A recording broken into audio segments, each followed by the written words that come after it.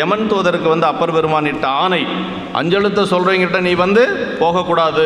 யமனுக்கு நாவுக்கரசு பெருமான் இட்ட ஆணை, அஞ்செழுத்தை யார் ஒருத்தர் சொல்லிகிட்டு இருக்கிறாங்களோ அவங்களுக்கு முன்னாடி நீயே போகக்கூடாது. அப்போ அஞ்செழுத்து சொல்லக்கூடியவங்களுடைய காலம் வந்தாச்சுன்னா யார் வரணும்? சிவகணங்கள் தான் அழைத்து கொண்டு செல்லணும் அப்படிங்கிறது ஒரு விதி இருக்குதுங்க. அது சிவபூஜை செய்யக்கூடியவங்களை யமன் அருகில் வர முடியாது அப்படின்னு நமக்கு பேராசிரியர் ஐயா வகுப்பில் சொல்லுவாங்க. இந்த காலனை சம்ஹாரம் பண்ணார் இல்லைங்களா மார்க்கண்டேயருக்காக, அது ஏன் அப்படிங்கிறத ஐயாவுடையார் வகுப்பில் பலமுறை சொல்லியிருக்கிறாரு. சிவபூஜை செய்யக்கூடியவங்களுடைய நிலை வேறு, அவங்களையெல்லாம் காலன் போய் அணுகக்கூடாது. அப்போ சரி காலம் முடிஞ்சிருச்சு, அதுக்கு என்ன செய்கிறது அப்படின்னா சிவகணங்கள் தான் போய் அழைத்து கொண்டு வரணுமா. சிவகணங்கள் அழைத்து கொண்டு எங்கே கொண்டு போகணும்? சிவலோகம் போகணும். மார்க்கண்டேயனுடைய காலம் முடிஞ்சிருச்சு, காலன் செய்தது தர்மந்தான், ஆனாலும் கூட அவனுடைய தகுதிக்கு மேலே செய்தது தான் தப்பு.